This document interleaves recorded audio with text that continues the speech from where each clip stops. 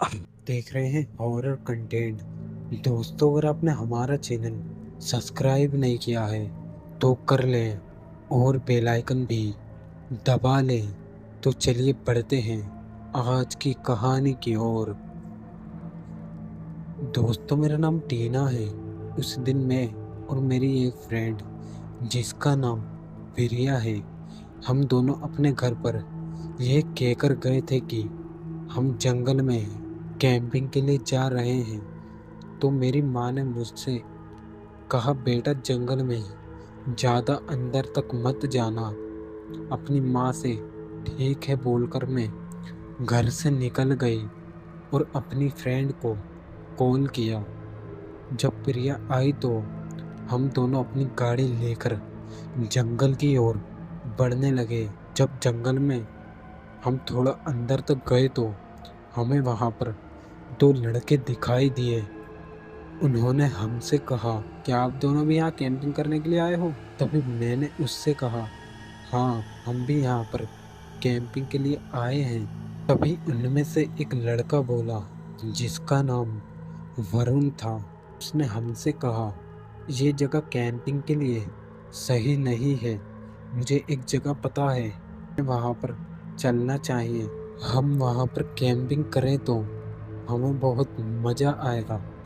उनकी बात सुनने के बाद मैं और मेरी फ्रेंड भी तैयार हो गई। जब उस जगह पर हम लोग पहुंचे तो वो एक हवेली की तरह लग रही थी।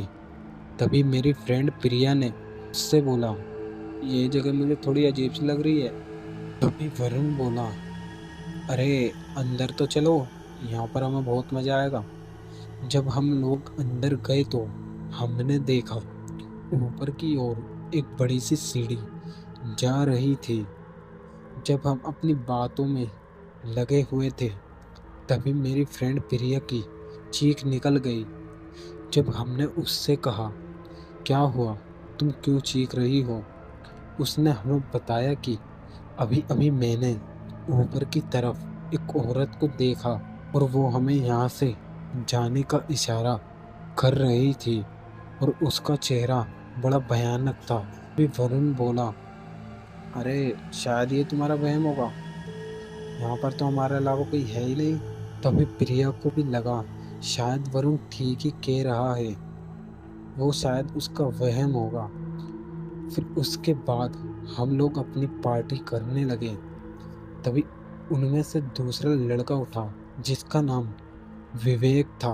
वो उठकर टॉयलेट की ओर जाने लगा। तभी थोड़ी देर बाद हमें टॉयलेट के अंदर से चीखने की आवाज़ आई। जब हम टॉयलेट के पास पहुंचे तो विवेक बहुत डरा हुआ था।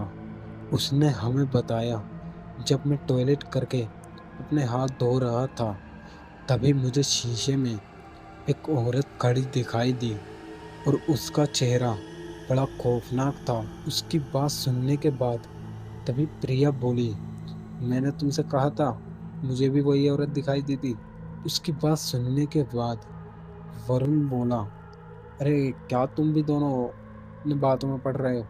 ऐसा कुछ नहीं होता, ये सब तुम्हारा वहम होगा। तभी हम सब नीचे चले गए और अपनी अपनी जगह पर जाकर लेट गए। तभी मेरी आंख भी लग गई। मुझे फिर से चीखने की आवाज़ सुनाई दी। जब मैंने उठकर देखा तो मेरे साथ प्रिया और विवेक भी उठे हुए थे, लेकिन हम में से वरुण गायब था। हम लोग समझ गए ये चीख वरुण की ही होगी। जब हम उसे ढूंढने लगे तो वो हमें कहीं पर भी नहीं मिला। तभी प्रिया बोली, मैंने तुमसे पहले ही कहा था, ये जगह मुझे ठीक नहीं लग रही है, जल्दी से यहाँ से चलो वरना हम लोग भी मारे जाएंगे।